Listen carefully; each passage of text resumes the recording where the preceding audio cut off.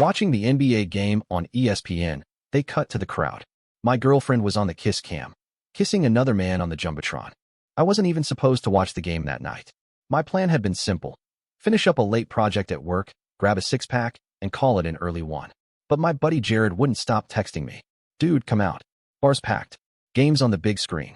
I finally caved. I figured a couple of beers wouldn't kill me. And besides, Kayla had told me she was at her friend Dana's place for a girls' night. The place was wall-to-wall jerseys, nachos, pitchers of beer sliding across tables. We grabbed a spot near the bar. The crowd was already loud, and every basket sent the whole place into eruptions. It felt good to unwind, even if I wasn't the biggest NBA fan. I checked my phone once. Kayla had texted earlier. Movie night with the girls. Don't wait up. Simple enough. Halfway through the third quarter, the camera cut away from the court and zoomed in on the stands. The kiss cam. Everyone in the bar laughed as couples awkwardly leaned in to peck each other, or shied away while the crowd booed. I was mid-sip when it happened. There she was. Kayla. Not across the city at Dana's. Not curled up in sweatpants with popcorn. But on the Jumbotron, broadcasted coast to coast on ESPN. Her face was lit up on the screen. She was smiling, tilting her head, and then kissing a man I had never seen before. The bar went silent for half a beat before erupting in laughter and shouts. Some people didn't know me, didn't know her, but Jared did. He dropped his beer, glass shattering. Connor, holy shit, that's Kayla. My stomach didn't drop. It caved in. My body went cold. I wanted to blink it away, tell myself it was a lookalike. But there was no denying it. I knew that black leather jacket she had begged me to buy her last Christmas.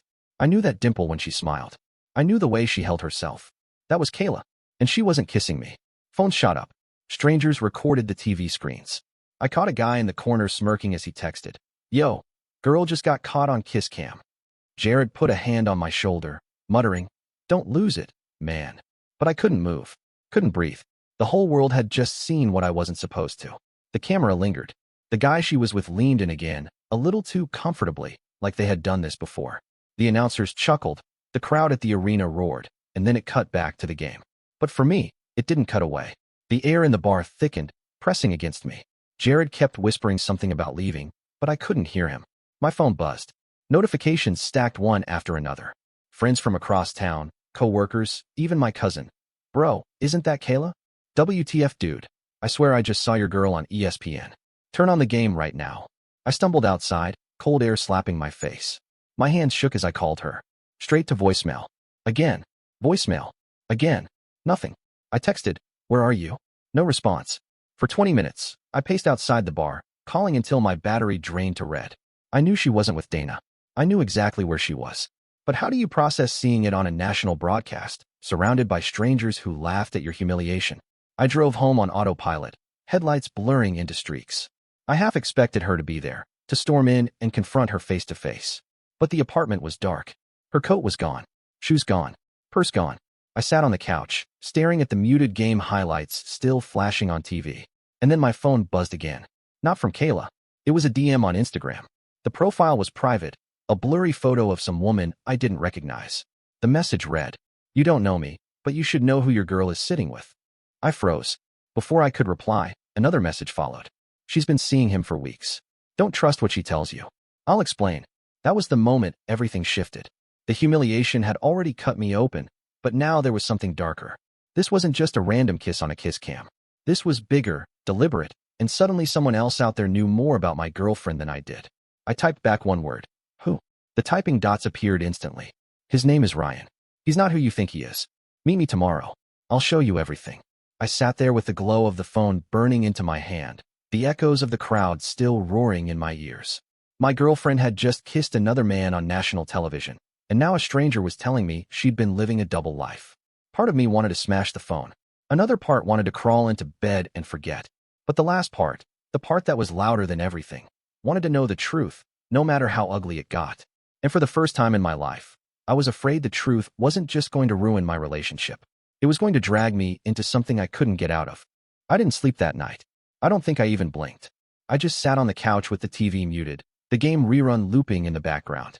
Every time the kiss cam clip replayed online, the comments stacked up, LOL savage. Girl wilding on ESPN. Who's the dude? Kayla's face was everywhere. My face wasn't, but it didn't need to be. The humiliation was already viral. When the sun came up, I drove aimlessly for hours before finally replying to the DM. Where and when? The answer came quick. Noon. Corner booth at Harper's Cafe. Come alone. By the time I pulled into the cafe lot, I was wired from 3 coffees and an empty stomach. The place was half full, a quiet neighborhood spot where no one would recognize me. At least, that's what I thought. She was already there. Mid-30s maybe.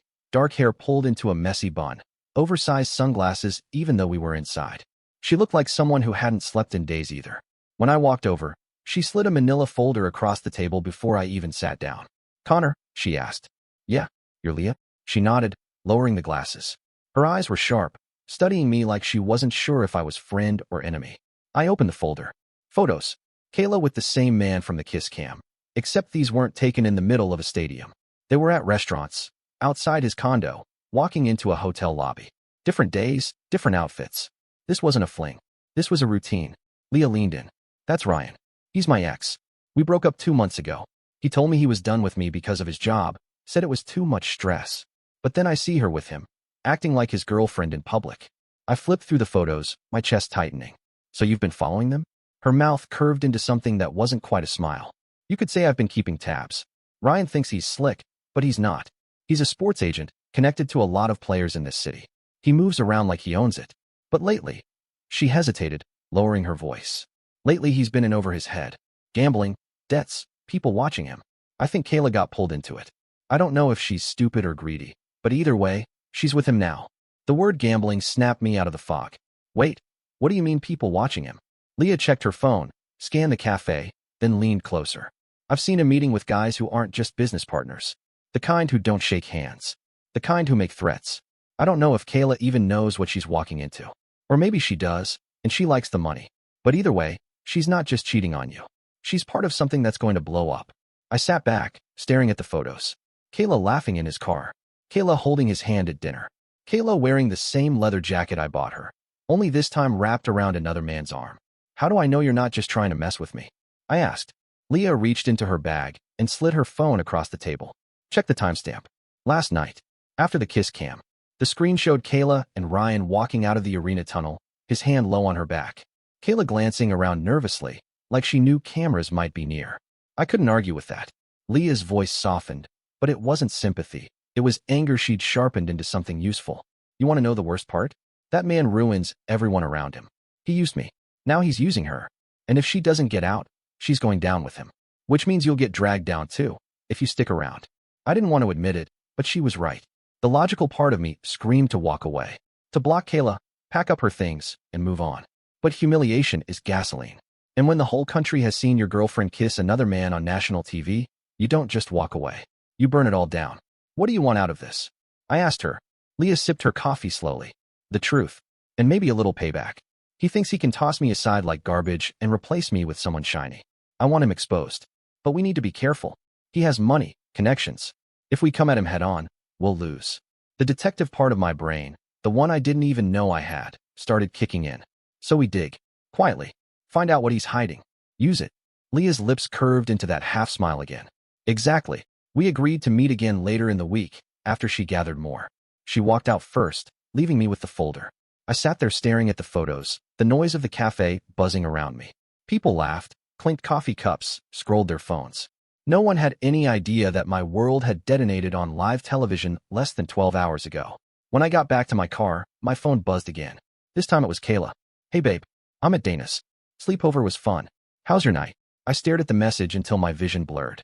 She wasn't even trying to come up with a new lie. Dana's. The same cover story she'd used before. I didn't reply. That night, I couldn't sit still. Every sound in the apartment felt louder. The hum of the fridge, the ticking clock, the faint buzz of traffic outside. I kept opening the folder, staring at the photos until the faces blurred together. Kayla with Ryan. Kayla laughing. Kayla leaning into him like I never existed. By midnight, I was back in my car, parked outside Ryan's condo building. I didn't even know what I was doing there. Anger had taken the wheel. I sat in the shadows, watching the entrance, trying to catch a glimpse. At 1:17 a.m., they came out. Together. Kayla in that same leather jacket, Ryan in a tailored suit. They were arm in arm, laughing, stumbling slightly like they'd been drinking. My grip on the steering wheel tightened until my knuckles went white. I thought about getting out, confronting them right there. But Leah's words echoed in my head. If we come at him head on, we'll lose. So instead, I pulled out my phone and hit record. Kayla and Ryan climbed into his black BMW, oblivious to me parked across the street. The car roared to life, taillights glowing, and they drove off. I followed. Not close enough to be obvious, but close enough to see where they went. They didn't go to a club, didn't go to a restaurant. They drove across town to the arena, the same one where the game had been played hours earlier. Security lights glowed, and a handful of cars were parked near a side entrance. They pulled in like they belonged there. I parked a block away and walked on foot, sticking to the shadows. I saw Ryan swipe a keycard and lead Kayla inside. My heart thudded in my ears. What the hell were they doing there at 2 in the morning? Through the glass doors, I saw flashes of movement. Ryan talking to 2 men in suits, their voices muffled but their body language sharp, tense. Kayla stood off to the side, arms crossed, looking small and out of place. I couldn't hear the words, but I could read the energy. This wasn't business. This was a deal. The kind you don't want witnesses for. I ducked back before they saw me. My chest was pounding, adrenaline surging. When I finally got back to my car, I sat there for a long time, shaking. I had just seen my girlfriend step willingly into a meeting that smelled like organized crime. Leah hadn't been exaggerating. This wasn't just betrayal anymore. This was dangerous. I pulled out my phone and texted her. You were right. We need to talk tomorrow. The dots appeared. Then her reply. Told you. This goes deeper than you think. Be careful, Connor. People around him disappear. The next morning, I met Leah at a diner on the outskirts of town. I hadn't slept again, and the bags under my eyes probably made me look like I'd aged 10 years overnight. She didn't look much better, but the folder she slid across the table was thicker this time. Connor, she said quietly, if you're serious about this, you need to understand something. We're not just uncovering infidelity. We're walking into something that could bury us both. I opened the folder anyway. Inside were printouts of articles, screenshots, and notes scribbled in messy handwriting. Ryan's name popped up over and over again, tied to player contracts, suspicious transfers, and whispers of connections to betting syndicates. Nothing concrete, but enough smoke to choke on. Where'd you get this? I asked. She smirked faintly. I work in legal research. I know where to dig. And Ryan never covered his tracks as well as he thinks. Halfway down the stack, I froze. A grainy photo showed Ryan in a suit, shaking hands with a man whose face I recognized from the night before, the one standing with him in the arena tunnel. The caption underneath, clipped from an online sports blog, read, Rumors swirl of agents' ties to offshore betting mogul. Leah leaned forward. That man, he's not someone you want to cross. And Kayla was standing next to him last night. You see where this is going. My throat went dry. Kayla hadn't just cheated. She had stepped directly into the orbit of people who could crush us without blinking. And she was doing it willingly. Or worse, eagerly. Leah kept talking, her voice low but urgent. I've been tracking Ryan for months. He dumped me because I started asking questions. I think Kayla was his replacement because she's naive enough to play along without realizing the danger. Or maybe she likes the attention. Either way, if this blows up, her face will be on every headline. And yours might not be far behind. I shoved the folder back toward her. So what do we do? Her eyes flickered. We catch him. Not just cheating. We catch him in the act. We gather enough that when this story breaks, he burns. And Kayla burns with him. That thought lodged in my head like a nail. Not just proving she cheated. Proving she was part of something so ugly that she'd never escape the fallout. The humiliation she put me through on ESPN would look like child's play compared to what was coming. That night, we followed them again. Leah had a beat-up Corolla that blended into traffic better than my car, so I rode shotgun as she tailed Ryan's BMW across the city. They stopped at a high-rise downtown, not the condo this time. A sleek glass tower with security at the door. Ryan walked in with Kayla at his side, hand on her lower back like she was property. Leah pulled into a loading zone a block away. That building has private suites. I've heard rumors he uses them for meetings he doesn't want anyone knowing about. We sat in silence for an hour, watching the entrance. Around midnight, 2 men in suits arrived carrying slim black cases. No hesitation, no check-in. Straight past the doorman, who didn't even blink. Leah muttered, That's not normal. I wanted to storm in, to drag Kayla out by the wrist and demand answers. But I stayed put, fists clenched in my lap. Because for the first time, I realized this wasn't about saving her. It was about watching her unravel in front of the world. At 1 a.m., they finally emerged. Ryan first, adjusting his jacket. The 2 men followed, one lighting a cigarette, the other speaking quickly into a phone. And then Kayla, her face pale, eyes darting like she'd just walked out of something she couldn't unsee. I raised my phone and snapped photos, my hand trembling. The next morning, those photos sat on my kitchen table, staring back at me. I didn't need Leah to spell it out. Kayla wasn't just a cheater. She was neck-deep in something criminal. And maybe she knew it. That afternoon, Leah called. "Connor, you need to see this." She sent a link to a gossip blog. Headline: Mysterious woman spotted with high-profile agent after NBA game. The photo was blurry, but it was unmistakable. Kayla walking beside Ryan in the arena tunnel. The comments section exploded with speculation. Who was she? A new client? A girlfriend? A fling? Leah's voice over the phone was sharp. "It's starting. Once her name gets out, it won't stop." I didn't answer. My brain was still trying to process how quickly the walls were closing in. That night, I couldn't resist. I texted Kayla, "Where are you?" She replied almost instantly, "At Dana's. Movie night again." The rage that surged through me nearly blinded me. I typed back, "Funny. Because I saw you last night at the Glass Tower with Ryan. Want to try again?" The dots blinked for a long time. Then her reply came. "Connor, it's not what you think. Please don't get involved. Just trust me." Trust. The word made me laugh out loud, bitter and ugly. Minutes later, Leah called again. "Connor, you need to hear this. I just got a message from a guy who works security at the arena. He says Ryan's been meeting refs. At night. Quietly. If that's true, it's not just gambling, it's fixing games." The room tilted around me. Fixing games. That was federal territory. And Kayla was walking right into it with a smile. I asked, why would she risk this? Leah's voice went flat. Because she thinks she's untouchable. Or because he promised her something she couldn't resist. Either way, if we want proof, we need to see one of those meetings ourselves. The plan formed faster than I expected. The next game was 2 nights away. Leah knew a parking garage that overlooked the arena's service entrance. If Ryan was meeting refs there, we'd catch it on camera. The night came, and my nerves were stretched tight as piano wire. We sat in Leah's Corolla, cameras ready, eyes glued to the service door below. At 11:45 p.m., Ryan's BMW pulled in. Kayla climbed out first, adjusting her hair like she was on her way to a red carpet, not a back alley meeting. Ryan followed, briefcase in hand. Minutes later, 2 men in ref jackets appeared, glancing around nervously before slipping inside with them. Leah whispered, "Got it. Record everything." I filmed until my hands cramped. When they came out 40 minutes later, Ryan looked smug. The refs looked shaken, and Kayla looked like she had just signed her soul away. As they drove off, Leah turned to me, eyes blazing. "This is it. This is what will take him down." And her with him. But as we left the garage, headlights flared in the rearview mirror. A black SUV pulled out of the shadows, following us. Leah's hands tightened on the wheel. "Connor, we're not alone." The SUV stayed behind us for 10 blocks, headlights burning into the mirror. When Leah turned down a side street, it followed.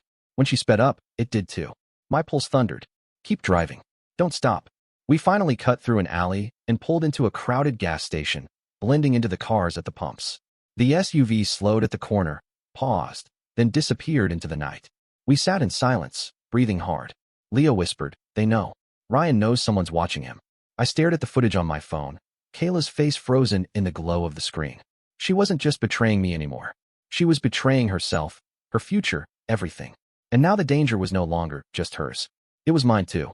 After the black SUV vanished into the night, Leah and I sat in silence at the gas station. My heart was still racing, my hand locked around my phone like it was a weapon. We had the footage. Ryan, Kayla, 2 referees, and a briefcase. Enough to destroy careers. Enough to draw blood. But we also had a problem. Ryan knew someone was watching. The next morning, the story broke without us. I woke up to Jared blowing up my phone.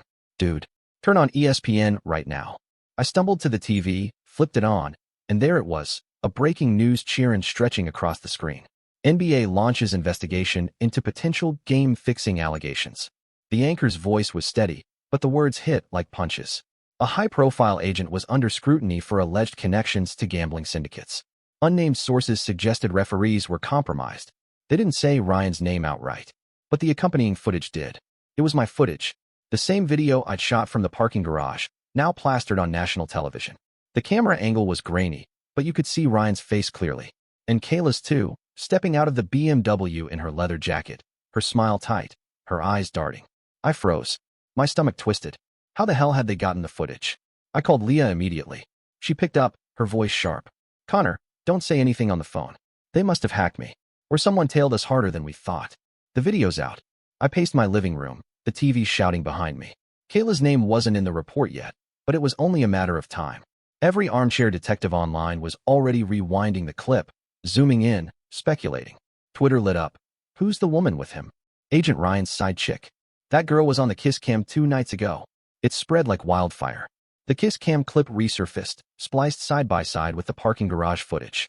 Kayla went from anonymous girlfriend to the face of a national scandal in under an hour. By noon, paparazzi swarmed outside Ryan's condo.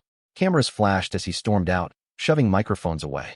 Kayla was right behind him, hiding her face with her purse. The crowd jeered, shouted questions. Who is she? Were you fixing games? How much did you make? I sat on my couch, watching it unfold live. My humiliation had mutated into something monstrous. The same crowd that had laughed at me in the bar was now laughing at her on every channel. Leah called again, her tone clipped. Connor, this is bigger than I thought. They're not just investigating him. They're dragging everyone close to him. Kayla's going to get pulled into questioning. And if they find out you were involved. Wait, I cut her off. Why would they come after me? Because your footage is on TV. Someone leaked it from my drive. If Ryan figures out you were the one holding the camera, you'll be a target. And trust me, Connor, he doesn't forgive. I pressed a hand to my temple, trying to breathe. This had started as betrayal. Now it was survival. That night, I heard a knock on my door. Not polite, not neighborly, hard, insistent. My chest locked. I didn't move. After a minute, it stopped. When I finally peeked through the peephole, the hallway was empty. The next day, my phone buzzed. It was Kayla, for the first time since the kiss cam. Connor, please. I need to talk. It's not what it looks like. I'm in trouble. I didn't respond. An hour later, another message. They're saying things about me that aren't true. I never meant for this to happen. Please answer me. I need you. The audacity almost made me laugh. She hadn't thought of me when she was kissing Ryan in front of millions. She hadn't thought of me when she walked into those meetings. But now that her world was collapsing, she wanted me to be her anchor. I deleted the messages.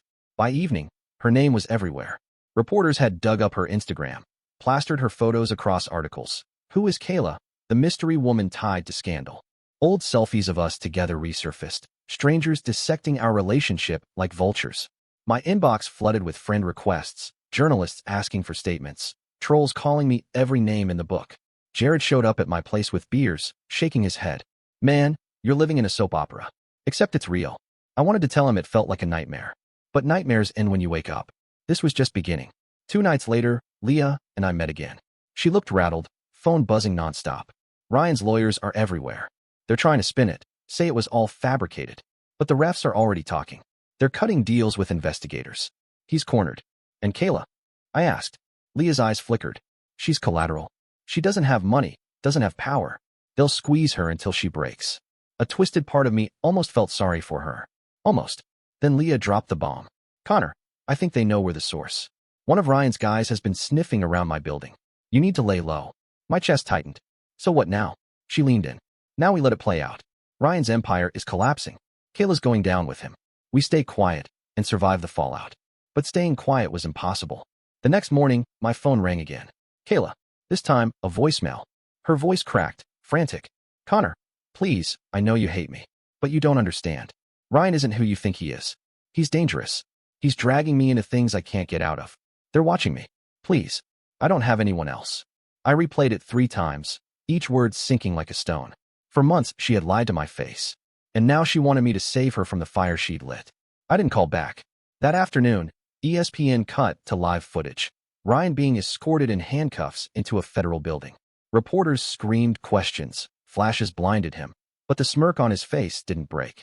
Behind him, Kayla trailed, pale and trembling, shoved by security toward the same doors. I stood in my living room, watching the downfall of the woman I thought I knew. The woman who had once whispered promises in my ear, now shackled to a scandal that would stain her name forever. Leah texted me one line. It's over. But it didn't feel over. Because the next week, I was called in for questioning. Investigators wanted to know about the footage, how I got it, why I was there. I told the truth, that I had been humiliated, that I had followed them out of rage, that I had no idea it would turn into a federal case. They let me go. But the wait stayed. By the end of the month, Ryan's license as an agent was revoked. He faced charges of conspiracy, fraud, and bribery. Kayla was splashed across every tabloid, painted as the girlfriend who smiled on the kiss cam while helping cover his crimes. She claimed she didn't know, that she was just caught in his orbit. But the court of public opinion didn't care. Her face became a meme, her name shorthand for betrayal. And me? I walked away. Not with triumph. Not with closure. Just with the knowledge that I had stared betrayal in the face and watched it collapse under its own weight. Some nights, I replay that kiss cam moment in my head. the smile, the kiss, the roar of the crowd. And I realized it was never just about infidelity. It was a glimpse into the chaos she was already living in, a chaos I barely escaped. Leah and I still talk sometimes. Not about Ryan, not about Kayla, just about survival. About what it feels like to step out of the wreckage while everyone else burns. Kayla tried reaching out again once, months later, from an unknown number. I didn't answer. I didn't need to. Her story was written in headlines now. Mine wasn't. And that was enough.